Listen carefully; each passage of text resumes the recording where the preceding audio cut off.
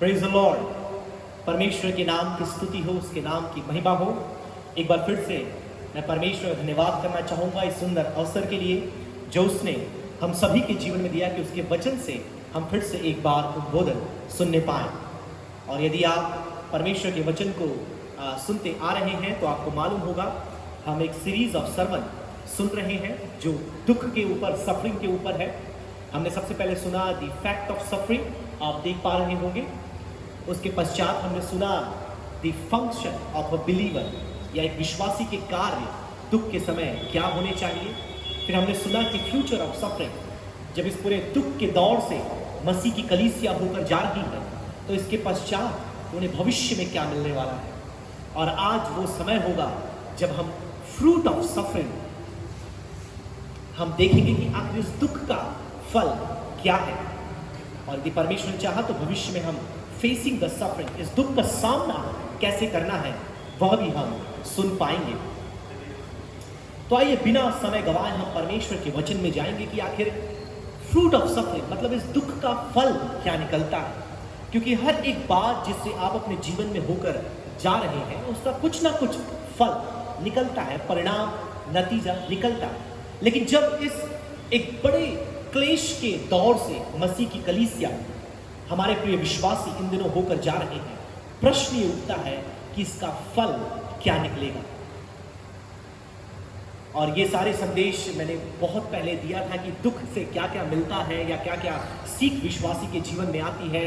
उसमें endurance, perfection, holiness, patience, testimony, humility, glorifying God, comfort for others, spiritual growth, ये सारी बातें कई बार हम दुख से जब होकर जाते हैं हम इन बातों को वचन में अलग अलग स्थानों में देखते हैं कि ये बातें हमारे जीवन में उत्पन्न होती है और इसमें हमारी बढ़ोतरी होती है। सहनशीलता, सिद्धता, पवित्रता, धैर्य, गवाही, नम्रता, परमेश्वर को महिमा पहुंचाना, दूसरों को सांत्वना देना या उनके दुख में उन्हें ढांढस देना या आत्मिक उन्नति, ये सारी बातें हमारे जीवन में उत्पन्न होती है जब हम दुख से होकर जाते हैं। पवित्रता परमेश्वर हमें निर्मित करता है। लेकिन आज जो बात हम सीखेंगे वो इन सब से भिन्न है।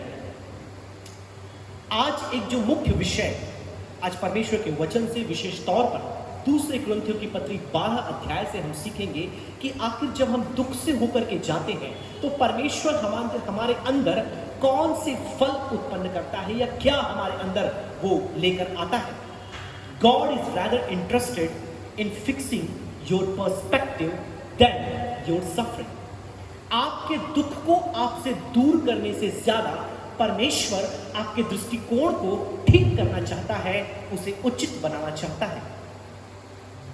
कई बार हमें यह लगता है कि परमेश्वर जब हम प्रार्थना करते हैं, जब परमेश्वर के सामने हम गिड़गिड़ाते हैं, वो मेरे दुख को, मेरी परेशानी को मेरे जीवन से दूर कर दे।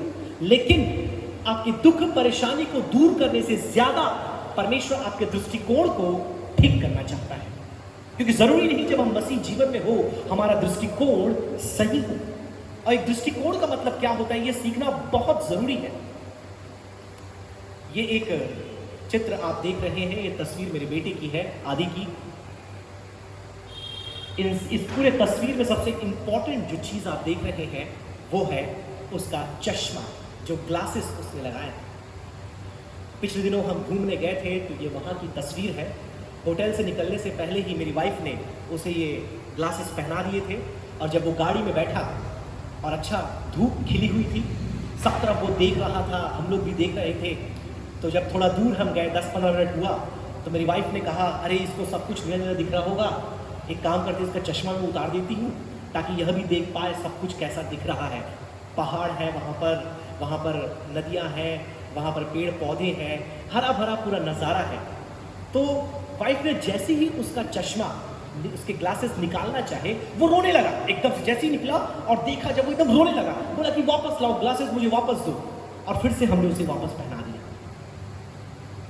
मतलब जिन चीजों को वो उस ब्लू ग्लासेस से, उन नीले चश्मों से देख रहा था, वो उसे बहुत अच्छा लग रहा था। लेकिन जब वो चश्मा उतर गया और धूप की रोशनी, गर्माहट उसकी आंखों में पड़ी, उसे बिल्कुल भी अच्छा नहीं लगा। उसने तुरंत बोला, ये चश्मा मुझे वापस दे दो। दृष्टिकोण मेरे प्रियो बिल्कुल ऐसी ही बात है।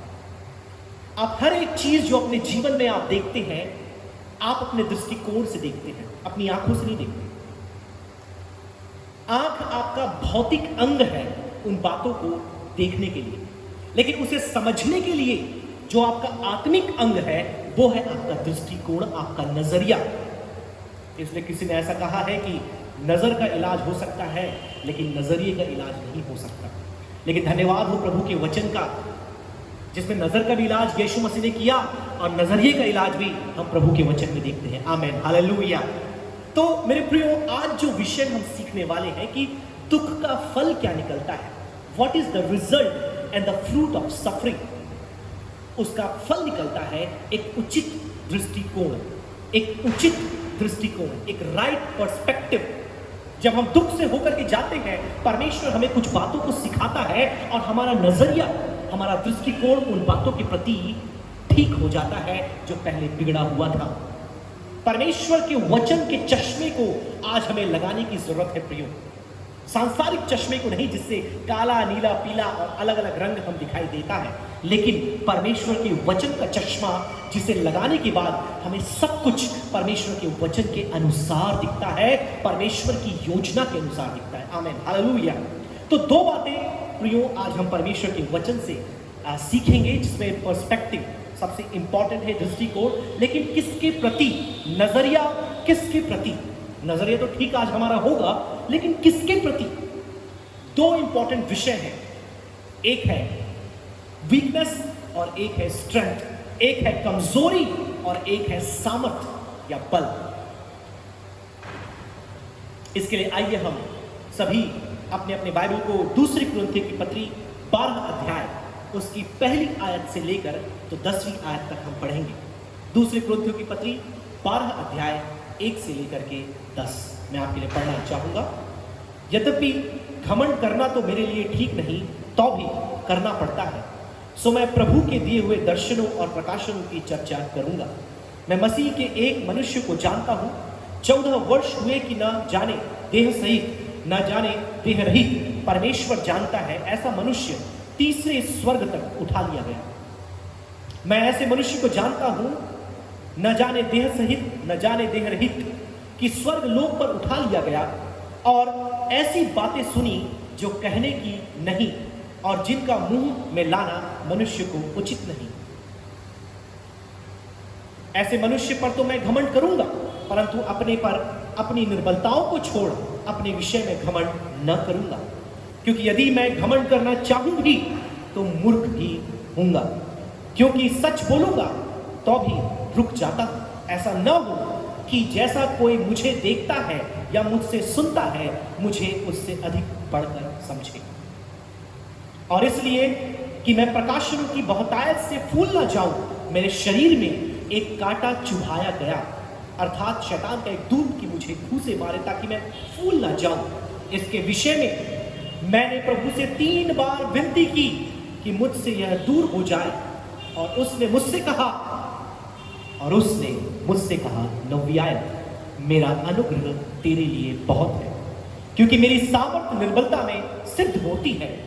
इसलिए मैं बड़े आनंद से अपनी निर्बलताओं पर घमंड करूंगा कि मसीह की सामर्थ मुझ पर छाया करती रहे। इस कारण मैं मसीह के लिए निर्बलताओं और निंदाओं में और दरिद्रता में और उपद्रव में और संकट में प्रसन्न हूं, क्योंकि जब मैं निर्बल हूं तभी बलवंत हूं। पढ़े गए वचन के द्वारा परमेश्वर हम में से हर एक पर अपनी कृपा दृष्टि दिखाने पाए।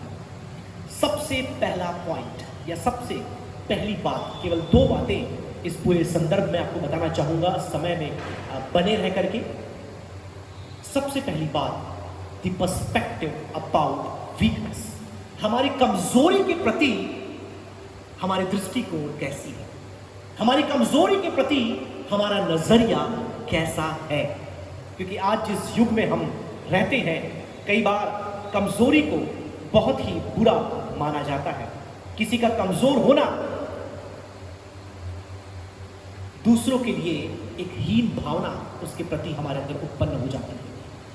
When we see a weak person, जब हम कमजोर व्यक्ति को देखते हैं, हमारे अंदर उसके लिए एक इंफीरियरिटी कॉम्प्लेक्स पैदा हो जाता है। हम उसे देख करके नीचे या उसे नीचा दिखाने की कोशिश करते हैं क्योंकि वो कमजोर है। लेकिन जब परमेश्वर के वचन में आप देखते हैं प्रियो, पौलुस के जीवन में कमजोरी थी।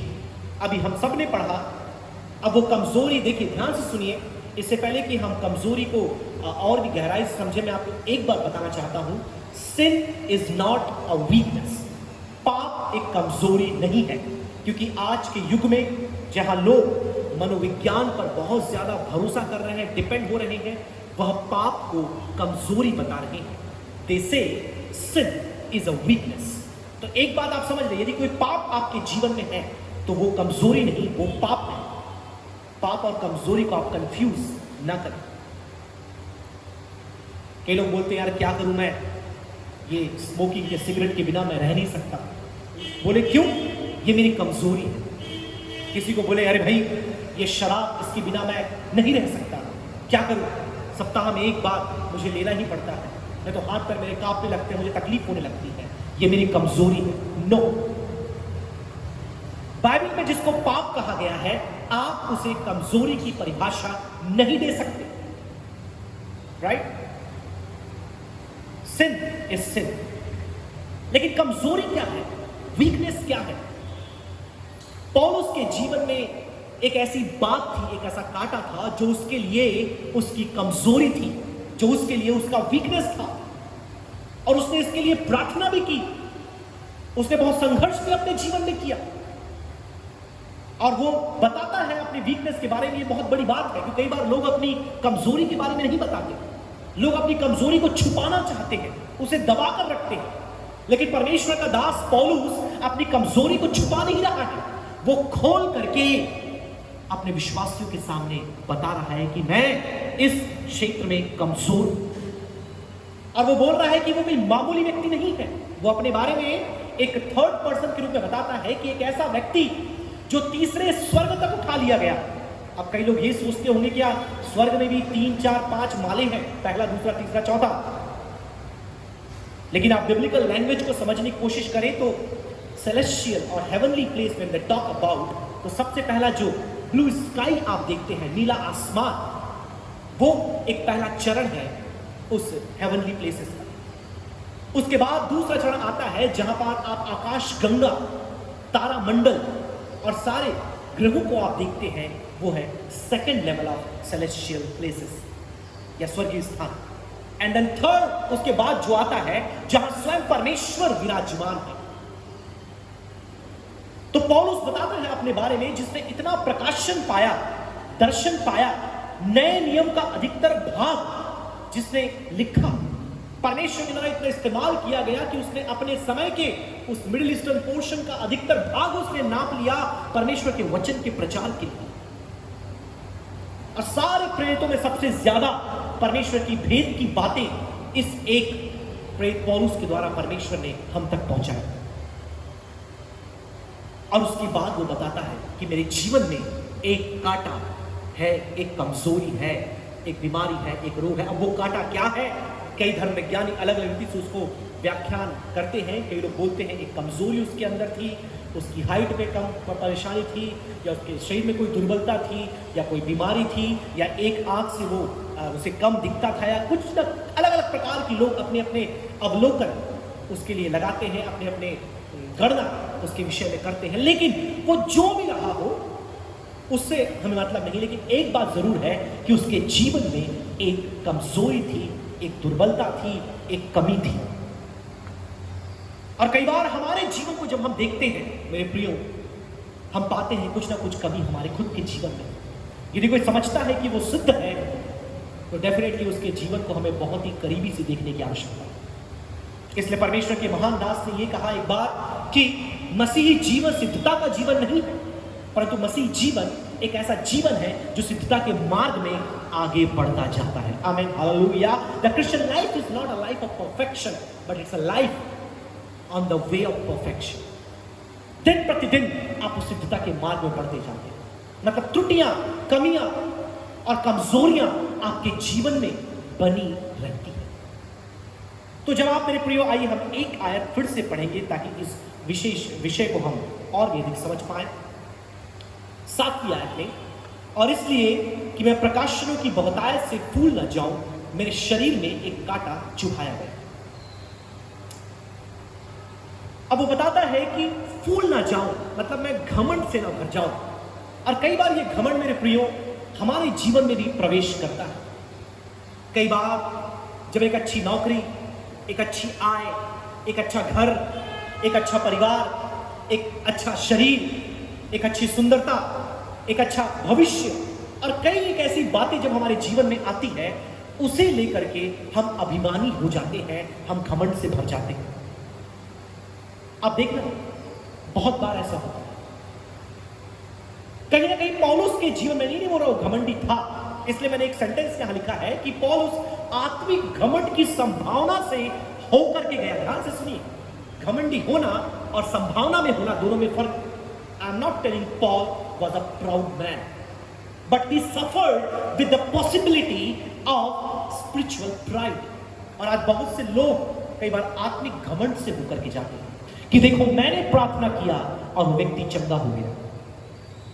आज अधिकतर समय आप गवाही भी लोगों की सुनेंगे तो परमेश्वर की महिमा कम, वहां पर खुद की महिमा ज्यादा होती है कि मैंने प्रार्थना किया, मैंने विश्वास किया, मैंने वचन पढ़ा, मैंने वचन को पढ़ा, परमेश्वर ने मुझसे कहा, परमेश्वर ने मुझे बताया। वहां पर मैं मेरा, ये बातें बहुत देखने को मिली। इसलिए हमें बहुत सतर्क होना है जब हम गवाही भी दें, जब हम परमेश्वर के वचन का प्रचार करें, जब हम किसी बात को लोगों के सामने करें, वहां पर ध्यान ये रखना है कि मुझसे, मेरे और मेरा से ज्यादा परमेश्वर के बारे में बातें हैं। पौलुस के जीवन में मेरे प्रियो ये बात आ सकती है तो आप और मैं उसके सामने कहीं भी कुछ भी नहीं। If he could suffer with the possibility of spiritual pride, then we can also. इसलिए परमेश्वर कई बार ये कमजोरी, ये दुर्बलता, ये कांटा हमारे जीवन में देता है कि हम नम्र बने रहें। अब देखिए मैंने यहां पर पॉइंट में दिया है कि कमजोरी के प्रति दृष्टिकोण आपका कैसा है। यदि आपके जीवन में कोई कमजोरी है तो याद रखें, यह आपको आत्मिक घमंड से नियंत्रित करने के लिए है। Amen, hallelujah. कि आप परमेश्वर के सामने, आप लोगों के सामने घमंड से ना भर जाएं। थोड़ा गाना, मुझे यदि गाना आता है, थोड़ा गिटार मुझे यदि बजाना आता है, थोड़ा कीबोर्ड यदि मुझे बजाना आता है, यदि मैं अच्छे से प्रचार कर लेता हूं, यदि मेरा वाक्य बहुत स्पष्ट है, यदि मैं किसी अच्छे पद पर हूं, या मैं अच्छा कमाता हूं, या मेरे पास बहुत अच्छा बैंक बैलेंस है, या मैं बहुत गोरा हूं, या मैं बहुत सुंदर हूं, या मेरा रूप बहुत अच्छा है, या मैं बहुत लंबा हूं, या मेरे में बहुत सारा मसल्स है, राइट? तो ये सारी बातें कहीं ना कहीं एक विश्वासी के लिए, याद रखें मैं अन्य जातियों की बात नहीं कर रहा, एक विश्वासी के लिए ये बातें घमंड का कारण बन सकती है। और मैं ये नहीं कह रहा कि आपके जीवन में घमंड है, लेकिन यदि आप उस घमंड की संभावना से होकर जा रहे हैं, मेरे प्रियो, मैं चाहूंगा आप अपनी कमजोरी के प्रति अपने नजरिए को बदल लें। आप आगे बढ़ेंगे, वहां पर लिखा है कि ये कमजोरी, इसलिए पौलुस बोलता है आगे, I thank God, I will boast on my infirmities। मैं अपने कमजोरियों में क्या करूंगा? घमंड करूंगा कि परमेश्वर ने मुझे दिया है ताकि मैं उसके अनुग्रह की अनुभूति करने पाऊं। आमीन, हालेलुया। आप जब देखेंगे प्रियो, कई बार हमारे जीवन में जब ये बातें आती हैं, हम कई बार परमेश्वर के सामने प्रार्थना करते हैं, हम कई बार परमेश्वर से प्रश्न करते हैं। हो सकता है कोई बीमारी हो आपके जीवन में, आपने उस बीमारी के लिए एक बार, दो बार, यहां पर तो 3 बार पौलुस ने प्रार्थना की। मुझे पता नहीं आपने कितनी बार प्रार्थना की। यदि कोई कमजोरी आपके जीवन में है, कोई शारीरिक दुर्बलता आपके जीवन में है, कोई ऐसी वीकनेस आपके लाइफ में है, अब वो कुछ भी हो सकती है। आपको पता होगा पहले अपन स्वॉट टेस्टिंग करते थे, SWOT। S मतलब स्ट्रेंथ क्या क्या है आपकी, W मतलब वीकनेस क्या क्या है आपकी, O मतलब अपॉर्चुनिटीज क्या क्या है आपके सामने, T मतलब थ्रेट क्या क्या है आपके सामने, मतलब आपकी कमजोरी क्या है, आपके सामर्थ्य या बल की बातें क्या क्या है, आपके सामने अवसर क्या क्या है, और साथ में आपके सामने जोखिम क्या क्या है। तो हमेशा जब आप किसी बड़ी कंपनी में जाएंगे, ये टेस्ट वो करवाते हैं जिससे असेसमेंट कर पाए कि हम कैसे इस प्रोजेक्ट में आगे बढ़े। तो ये जो स्वॉट टेस्ट है मेरे प्रियो, कई बार हमें अपने खुद के जीवन में आत्मिक दृष्टिकोण में करने की आवश्यकता है। कि परमेश्वर मेरे अंदर ये कमजोरी क्यों है। यदि है तो मैं अपने आप को तेरे सामने नम्र करता हूं कि तेरा अनुग्रह मुझ में सिद्ध होता चला जाए। समय बहुत कम है, आइए हम सीधे दूसरे पॉइंट में जाते हैं। तो दूसरा पॉइंट मैंने आपको बताया, पर्सपेक्टिव अबाउट स्ट्रेंथ। पहली बात हमने देखी कमजोरी के प्रति हमारा नजरिया कैसा है, और हम देखेंगे कि बल या सामर्थ्य के प्रति हमारा नजरिया कैसा है। कई बार जब हम कुछ अचीव करते हैं अपने लाइफ में, जब कभी कुछ हासिल करते हैं हम अपने आप, जैसे पौलुस ने बहुत कुछ हासिल किया। उसने क्या हासिल किया? उसने दर्शन हासिल किया, उसने दूर दूर तक जाकर परमेश्वर के वचन का प्रचार किया, उसने बहुत सी कलीसियाएं स्थापित की, उसने बहुत से पत्र लिखे, उसने परमेश्वर के लिए बहुत कुछ किया। आत्मिक स्थिति में वो बहुत ऊंचा उठ गया, उसके पास बहुत से स्ट्रेंथ थे। जब उसका रेज्यूमे यदि देखा जाता, उसका बायोडाटा यदि देखा जाता, तो बाप रे कितनी उपलब्धियां इसने अपने जीवन में हासिल की। और प्रभु में आने के पहले वो उस समय की सबसे बड़ी यूनिवर्सिटी से ग्रेजुएट था। गमालियल के पैरों में बैठ करके उसने प्रभु का वचन मतलब व्यवस्था उसने सीखी थी, मतलब वो ज्ञानियों का ज्ञाता था, राइट। क्योंकि गमालियल उस टाइम पे समझ लो जैसे आज ऑक्सफोर्ड यूनिवर्सिटी है, वैसे ही उस समय गमालियल जो एक टीचर था, गुरु था, शास्त्री था, उसके अंडर स्टडी करना मानो ऑक्सफोर्ड से ग्रेजुएट होने के समान था। और इतना ज्ञानी पौलुस था, उसने व्यवस्था के बारे में एक एक बात उसने लिख दी। चाहे रोमियो की पत्री आप पढ़ें, चाहे आप गलातियों की पत्री लिखें पढ़ें, चाहे आप इब्रानियों की पत्री लिखें, यहां पर उसने व्यवस्था के बारे में छांट छांट कर एक एक बातों को उधेड़ कर लिखा है और बताया है कि उसकी सीमाएं क्या है। इतना परमेश्वर के वचन का प्रकाशन और ज्ञान पौलुस के पास था, मतलब उसके स्ट्रेंथ्स बहुत थे। लेकिन वो क्या कहता है पता है कि मैं इन सारी बातों में अभिमान करूंगा, घमंड करूंगा, क्योंकि ये मैं नहीं परंतु मसीह की सामर्थ मुझ में सिद्ध होती जाती है। Amen, hallelujah. वो कहता है ये सामर्थ जो है, ये ज्ञान जो है, ये अचीवमेंट जो है, ये पहुंच जो है, ये मेरी नहीं है परंतु ये मसीह की सामर्थ है जो मुझ में काम करती है। Amen, hallelujah. कई बार हम जब कमजोर होते हैं हम परमेश्वर पर दोष डालते हैं, लेकिन जब हम कुछ हासिल करते हैं, सक्सेस पाते हैं, हम खुद पर उसका श्रेय ले लेते हैं, right. That's what we do. गलती हुई तो उसकी गलती, अच्छा हुआ तो मैंने किया, राइट। गड़बड़ी हुई तो उसने किया, अगर सफल हो गया तो मैंने किया। हम में से कितने लोग ऐसा करते हैं? हम में से कितने लोग क्रेडिट लेना चाहते हैं? हेलो, थोड़ा प्रैक्टिकल है ये सारी बातें, आपको अपने जीवन में जांचना पड़ेगा। कई बार हम अपनी कमजोरियों को छुपाते हैं और अपने स्ट्रेंथ्स को हम प्रकट करते हैं और उसका क्रेडिट हम खुद लेना चाहते हैं। लेकिन देखिए परमेश्वर का दास क्या कहता है, 5वीं आयत, ऐसे मनुष्य पर तो मैं घमंड करूंगा परंतु अपने पर अपनी निर्बलताओं को छोड़ अपने विषय में घमंड न करूंगा।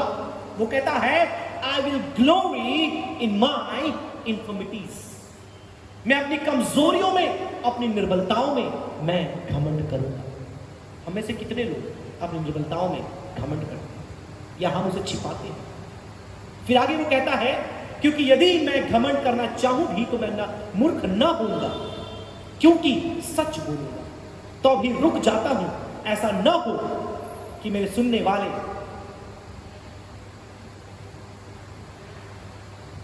और 9वीं आयत ध्यान से सुनिए, और उसने मुझसे कहा मेरा अनुग्रह तेरे लिए बहुत है क्योंकि मेरी सामर्थ निर्बलता में सिद्ध होती है, इसलिए मैं बड़े आनंद से अपनी निर्बलताओं पर घमंड करूंगा, क्योंकि ध्यान से सुनिए, क्योंकि मसीह की सामर्थ मुझ पर छाया करती है। Amen, hallelujah.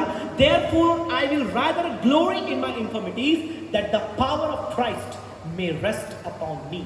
आमीन, हालेलुया। वो बताता है कि अगर मेरे जीवन में कांटा है, यदि कोई कमजोरी है, यदि कोई दुर्बलता है, यदि कोई बीमारी है, तो यह केवल परमेश्वर का अनुग्रह है जो मुझे इन सब में लेकर आगे चल रही है और मुझे नम्र बनाकर रखी है, मेरे घमंड को बढ़ने से रोक रही है। और यदि मैंने कुछ हासिल किया है, मैंने कुछ पाया है, मैंने उपलब्धि कमाई है अपने जीवन में, तो ये मैं नहीं परंतु मसीह की सामर्थ है जो मुझ पर छाया करती है। Amen, hallelujah. मैं चाहूंगा मेरे प्रियो कि आज की सुबह हम इस पृष्ठभूमि में इस बात को समझे कि मेरा नजरिया, मेरा दृष्टिकोण आज कमजोरी और सामर्थ्य के प्रति कैसा है। क्या मैं कमजोरियों को तुच्छ जानता हूं और उसे अपने से दूर करना चाहता हूं, और अपने बल और अपनी सामर्थ्य के लिए क्या मैं श्रेय लेना चाहता हूं? यदि ऐसा है तो आज का वचन आपके नजरिए को बदल रहा है। Amen, hallelujah. आज का वचन आपके पर्सपेक्टिव को चेंज कर रहा है। आप अपनी कमजोरियों को स्वीकार करें, ग्रहण करें और बोले थैंक यू लॉर्ड कि तूने मुझे ये कमजोरी दी। थैंक यू लॉर्ड कि मुझे तूने यह इन्फॉर्मिटी दी। मैं इसे स्वीकार करता हूं। Because of this I stay humble, but I give all the credit to you when I achieve something. जब मैं कुछ हासिल करता हूं उसका सारा श्रेय मैं तुझे देता हूं, क्योंकि मेरी कमजोरी में तेरा अनुग्रह, परमेश्वर प्रभु यीशु मसीह की सामर्थ्य मुझ पर छाया करती है और मुझे इस्तेमाल करती है। Amen, hallelujah. कई बार जब परमेश्वर हमें इस्तेमाल करता है मेरे प्रियो, हमारा हृदय घमंड से भर जाता है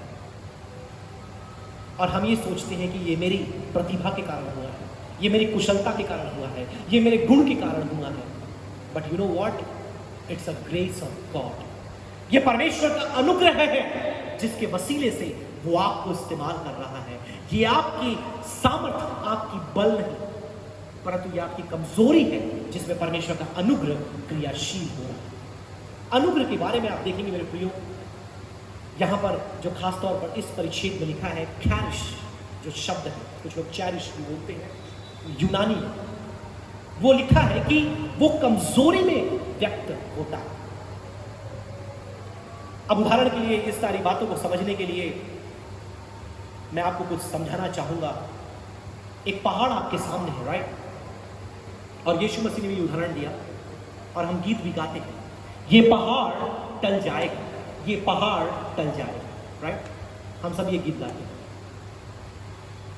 व्हाट इफ उस पहाड़ से होकर के आपको जाना पड़े? हेलो, कितने लोग समझ रहे हैं? हम सब ये गीत गाते हैं कि ये पहाड़ टल जाएगा, और यीशु ने कहा ये तुम्हारे विश्वास राई के दाने के बराबर हो, तो तुम इस पहाड़ से कहो जाकर समुद्र में जाकर, और ये जाकर गिर जाएगा। वो तो मिरेकल हो गया, वो चमत्कार हो गया, राइट? लेकिन यदि वो पहाड़ ना टले, वो पहाड़ वहीं रहे, yet you have to cross over, आपको उस पार जाना है। क्या चाहिए आपको? हाँ, यू आर वीक, आप कमजोर हैं, आप उस पहाड़ में चढ़ नहीं सकते।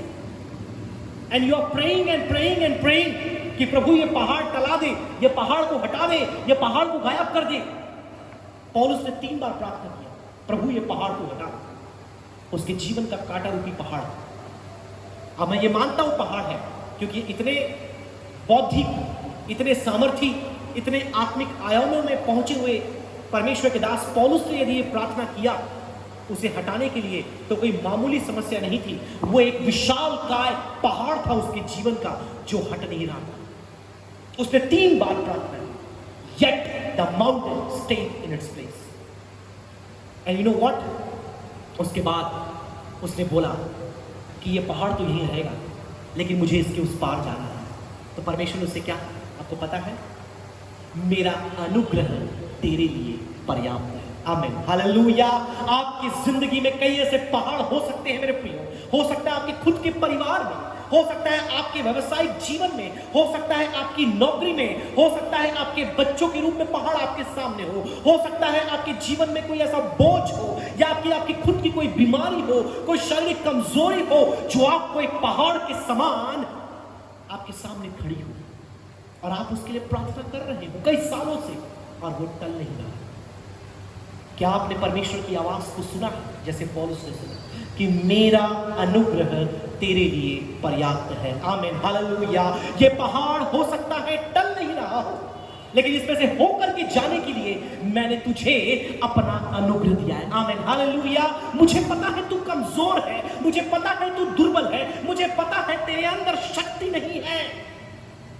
You are man with infirmities. ये जिंदगी आपके लिए हो सकता है एक पहाड़ हो, और बहुत से लोग जब इस पहाड़ को चढ़ नहीं पाते वो आत्महत्या कर लेते हैं।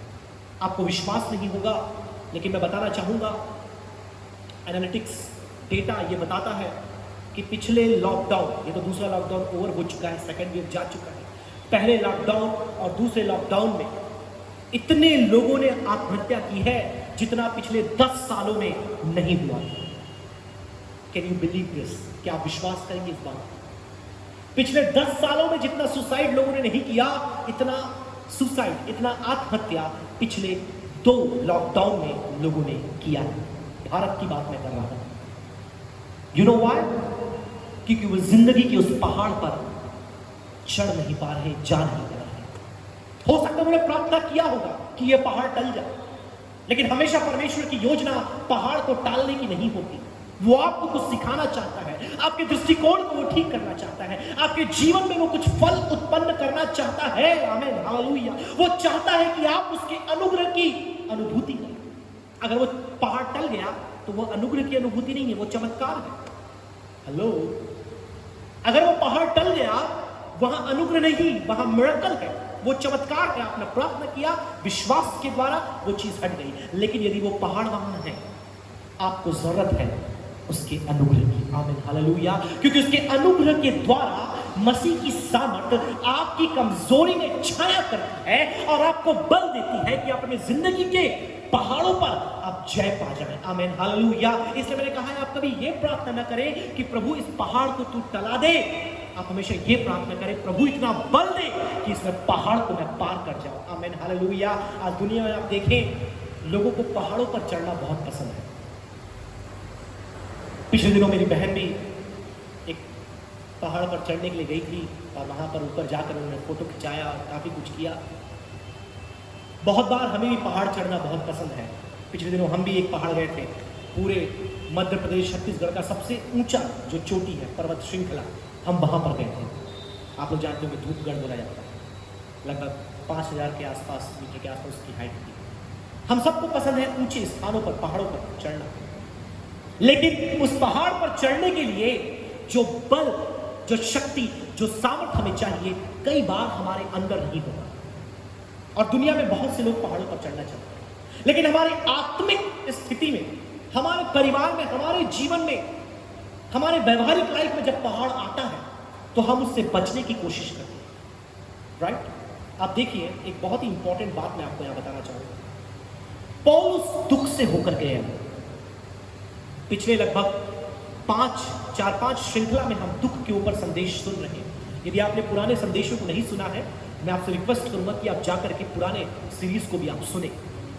आपको मालूम चलेगा कि बाइबल में हर एक परमेश्वर के दास और दासी, जो भी सेवक, चाहे राजा हो, वो अपने जीवन में दुख से होकर गए। लेकिन कई बार जब मसीह विश्वास में हम आते हैं, हमें यह लगता है कि प्रभु में आने के बाद अब कोई दुख, अब कोई परेशानी, अब कोई समस्या हमारे जीवन में नहीं आएगी। कई बार हमें ऐसा लगता है, लेकिन वास्तविकता कुछ और है। प्रभु यीशु मसीह में आने के बाद ऐसा नहीं कि आपके जीवन में दुख, परेशानी, मुसीबत नहीं आएंगी। आपके जीवन में दुख, परेशानी, मुसीबत, बीमारियां आएंगी, लेकिन परमेश्वर आपको अनुग्रह देगा।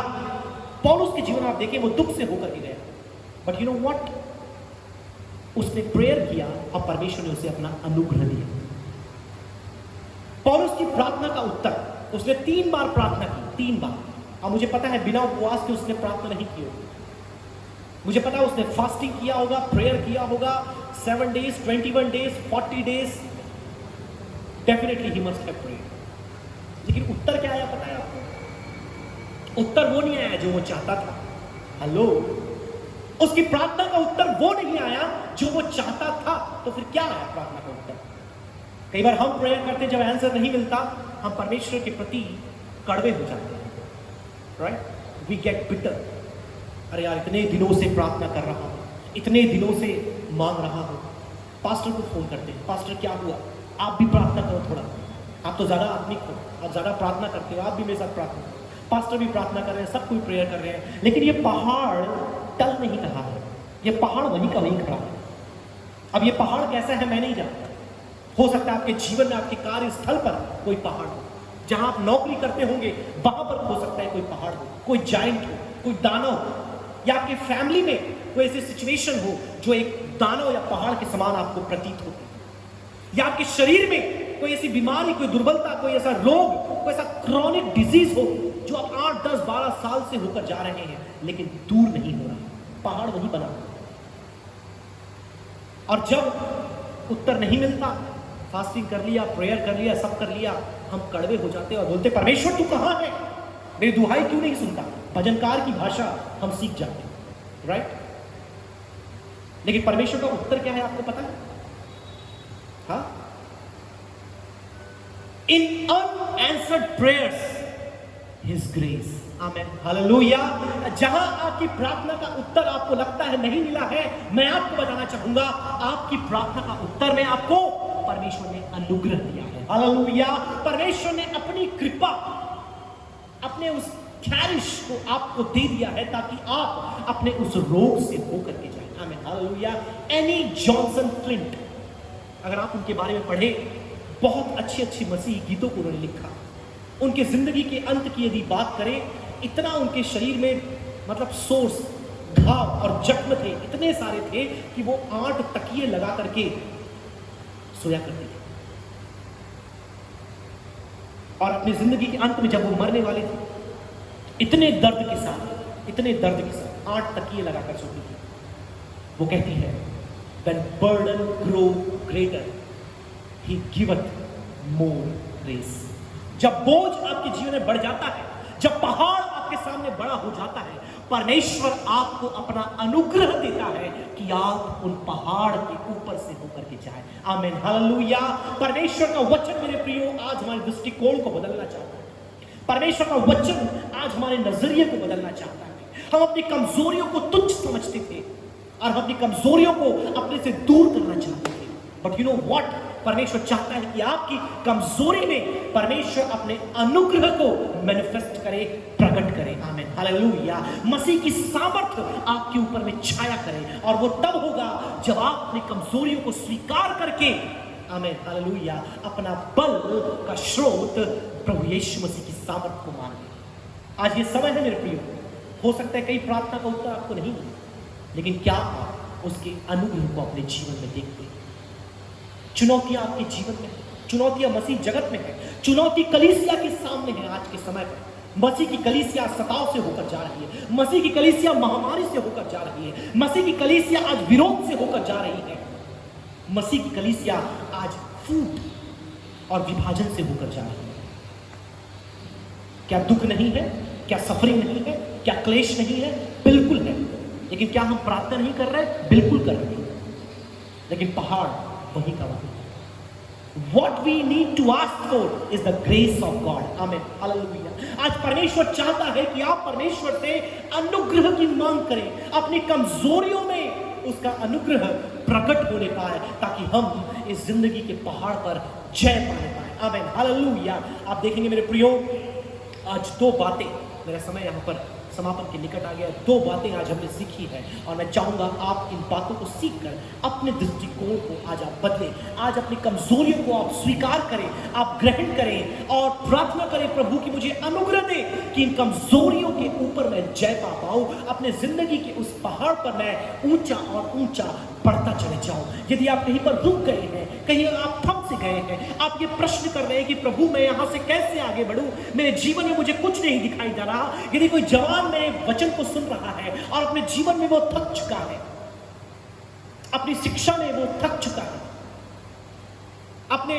प्रोफेशन में वो हार चुका है, और अब उस स्थान में आप पहुंचा जहां पर उसे कुछ भी दिखाई नहीं दे रहा, अब प्रार्थना कर करके वो निराश हो चुका है, मैं कहना चाहूंगा प्रभु की वाणी आपके पास आ रही है और वो कह रहा है कि मेरा अनुग्रह तेरे लिए पर्याप्त है।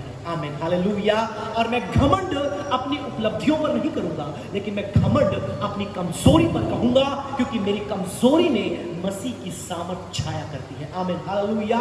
Because the power of God becomes perfect in my weakness through the grace of my Lord Jesus Christ. आमीन, हालेलुया। परमेश्वर के उस अनुग्रह के द्वारा मेरी कमजोरियों में प्रभु यीशु मसीह की सामर्थ छाया करती है, और उसके द्वारा मैंने अपने जीवन में जय पाया। आमीन, हालेलुया। मेरे प्रियो, होने पाए कि आज का वचन हम में से हर एक को कायल करने पाए। प्रार्थना करें प्रभु कि जो भी कमजोरी मेरे शरीर में क्यों ना, मैंने 2 बार 3 बार 4 बार प्रार्थना की कि तुझे हटा दे, लेकिन आज से मैं उसे हटाने के लिए प्रार्थना नहीं करूंगा, लेकिन आज से मेरी प्रार्थना होगी, प्रभु मुझे तेरा अनुग्रह चाहिए। मेरी दुर्बलता, मेरी कमी, मेरी कमजोरी, मेरी इन्फॉर्मिटी, मेरी वीकनेस, इन सारी बातों के बाद भी मैं जय अपने जीवन में पाता चला जाऊंगा।